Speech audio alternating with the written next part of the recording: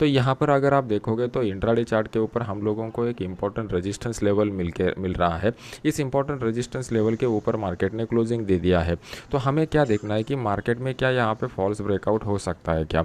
अभी मैं आपको कुछ पॉइंट बताना चाहता हूँ कि फॉल्स ब्रेकआउट कब कब होता है और उसके पीछे के कौन कौन से पॉइंट इंपॉर्टेंट रहते हैं।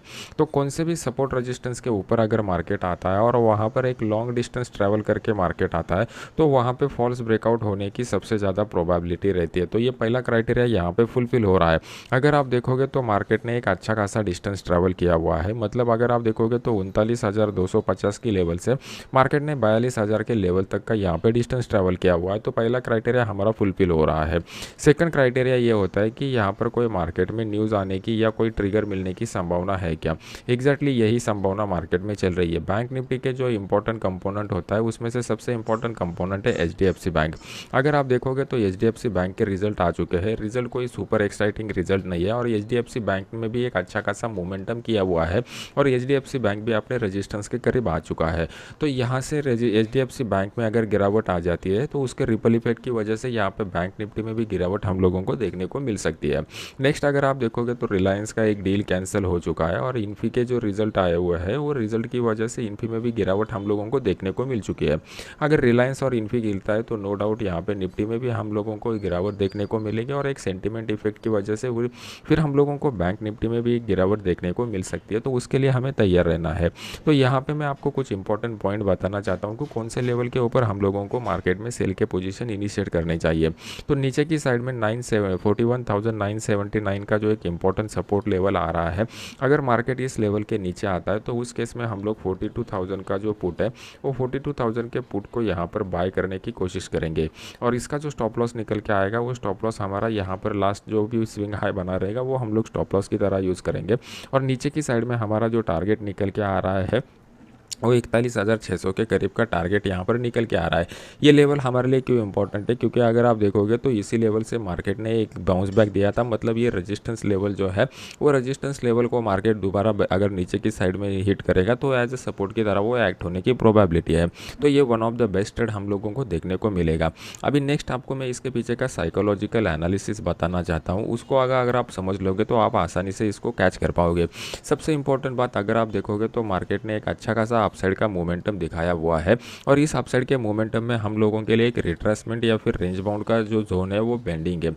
सेकंड इंपॉर्टेंट पॉइंट, अगर आप देखोगे तो यहाँ पर अगर बड़े इन्वेस्टर को मार्केट में आना है तो बड़ा इन्वेस्टर जनरली बॉटम के करीब यहाँ पर बड़े पोजीशन इनिशिएट करने की कोशिश करेगा। मतलब अगर मार्केट में यहाँ पर HDFC bank, ICICI bank, axis bank में कोई बड़े क्वांटिटी के साथ बाय करेगा तो वो नियर अबाउट इस जोन में बाय करने की कोशिश करेगा और उस तरीके का इंडिकेशन हम लोगों को यहाँ पे मिल रहा था। ये जो यहाँ पर लॉन्ग वीक हम लोगों को क्रिएट होते हुए दिखाई दे रहे हैं ये बायर की वजह से क्रिएट हुए लॉन्ग वीक है। मार्केट में इस लेवल के ऊपर बड़ा प्लेयर बाइंग करने के लिए बड़े क्वांटिटी के साथ इंटरेस्टेड नहीं रहेगा।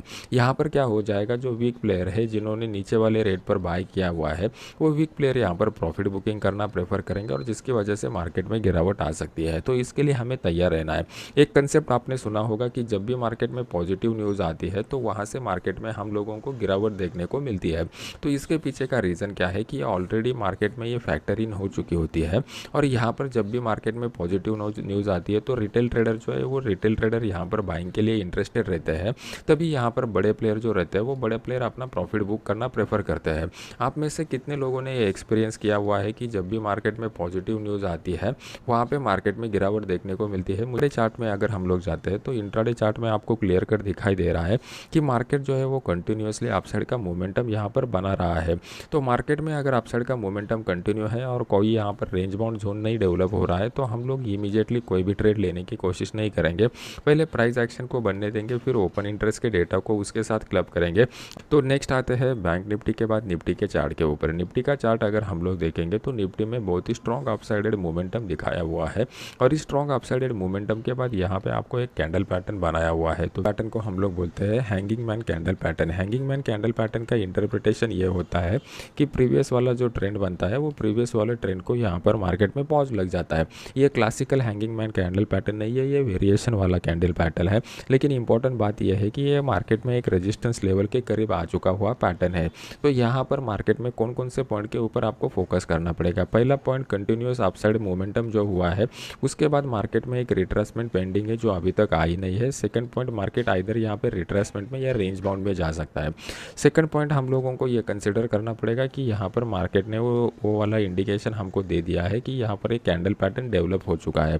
थर्ड इंपॉर्टेंट पॉइंट, मार्केट के जो मेजर कंट्रीब्यूटर है निफ्टी के, वो जिस तरीके से रिलायंस और इन्फी आता है, और रिलायंस और इन्फी में जो है वो एक थोड़ा नेगेटिव प्राइस एक्शन यहाँ पर इंडिकेट हो रहा है। तो ये सभी फैक्टर हम लोगों को ये इंडिकेट कर रहे थे कि जो रैली हम लोगों को लास्ट 2 वीक से दिखाई दे रहा था, ये रैली में यहाँ पर पॉज आ सकता है। तो आपको उसके लिए माइंडसेट डेवलप करके तैयार रहना है और कहाँ पे ट्रेड करना है इसको समझने की कोशिश करते हैं। अगर कल के दिन मार्केट इसी किसी जोन में ओपन हो जाता है तो मार्केट रेंज बाउंड मोमेंटम को दिखा सकता है। रेंज बाउंड मोमेंटम में आप लोगों को अप और डाउन दोनों साइड के मोमेंटम देखने को मिलेंगे। तो यहाँ पे आप लोग बाय ऑन द डिप्स का भी रणनीति अपना सकते हैं और ऊपर की साइड में सेल ऑन द राइज का भी रणनीति अपना सकते हैं। तो उसके लिए बेस्ट लेवल कौन से रहेंगे ये समझने के लिए हम लोगों को 15 मिनट चार्ट के ऊपर जाना पड़ेगा। अभी आपके सामने मैंने 15 मिनट का चार्ट लगाया हुआ है। इस चार्ट को अगर आप ठीक से देखोगे तो आपको यहाँ पर पता चलेगा कि ऊपर की साइड में हमारे लिए एक रेजिस्टेंस का लेवल ये निकल के आ रहा है। तो कल के दिन मार्केट अगर इस लेवल को डाउन साइड की तरफ ब्रेक करता है 17,820 के लेवल को, तो यहाँ पे थोड़ा कम क्वांटिटी के साथ आप 17,800 का जो पुट है वो 17,800 के पुट को यहाँ पर बाय कर सकते हैं। इसका जो स्टॉप लॉस हमारा निकल के आएगा, यहाँ पर मार्केट ने जो स्विंग हाई बनाया हुआ है ये हम लोग स्टॉप लॉस की तरह कंसिडर कर सकते हैं। मतलब ऑलमोस्ट 20 to 30 पॉइंट का ये स्टॉप लॉस निकल के आ रहा है। नीचे की साइड में हमारा पहला टारगेट जो निकल के आ रहा है वो 17,770 का निकल के आ रहा है। अगर मार्केट इसको भी ब्रेक करेगा तो नीचे की साइड में 17,740 के करीब मार्केट यहाँ पर आने की प्रोबेबिलिटी है। तो ये दो टारगेट हम लोगों को यहाँ पर मिल रहे हैं। ये दोनों टारगेट के लिए कल के दिन हम लोग प्ले कर सकते हैं। अगर मार्केट जो है वो मार्केट डायरेक्टली इसी जोन में ओपन होता है कहीं पे, तो मार्केट रेंज बाउंड रहने की प्रोबेबिलिटी है। तो उस केस में हम लोग इमीडिएटली ट्रेड करना प्रेफर नहीं करेंगे, पहले ओपन इंटरेस्ट के डेटा को बनने देंगे और फिर ट्रेडिंग का डिसीजन ले लेंगे। मान लो कि कल के दिन मार्केट जो है वो मार्केट बहुत ही बड़े गैप अप के साथ ओपन हो जाता है, तो यहाँ पर इमीडिएटली ट्रेड करने की कोशिश मत कीजिए, जल्दबाजी मत कीजिए, प्राइस एक्शन को बनने दीजिए और फिर उसके बाद ओपन इंटरेस्ट के डेटा का कंफर्मेशन लेके यहाँ पर ट्रेड करेंगे।